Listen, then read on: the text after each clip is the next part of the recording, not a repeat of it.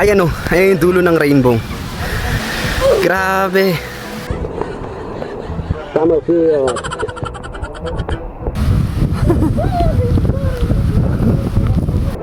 Ang sarap na pag sobrang init, diba? Sobrang lakas ngayon ng ulan, grabe. Magandang hapon sa inyong lahat mga kasama. Tayo na sa bundok ngayon.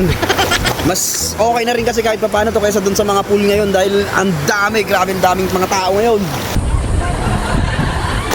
Pero dito, yung ka talaga sa nature, lalim. Makakapag-connect ka talaga sa nature. Dito pumunta ka rito.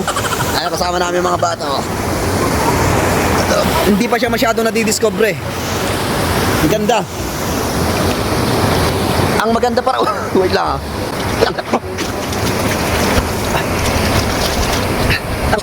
Ang kagandahan lang nito talaga, kung makikita nyo sa likod ko, ayun makita nyo andun yung sasakyan.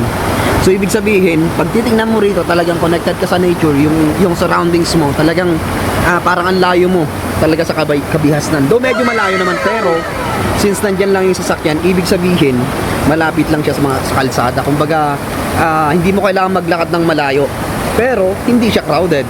Andito ka pa sa kasi yung baba nito, yung pinakababa nitong ilog na to, it's like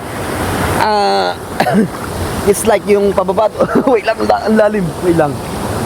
Yung pababa kasi nito doon, marami ng mga kubo doon, banda dun sa baba.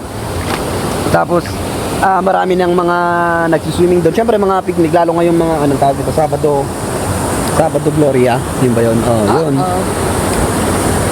So, doon sila. Ayun, nagkaano lang sila sa mga bato-bato.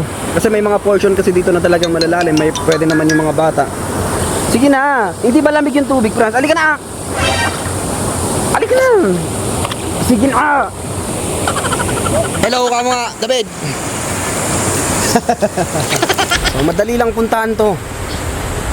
Pag ikaw ay nagbabalak pumunta ng Ilocos Sur, pwede mong saglitin tong area na to.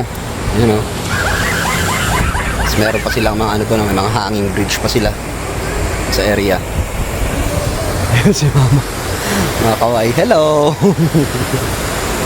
Layo mo. I just so love this summer. Grabe.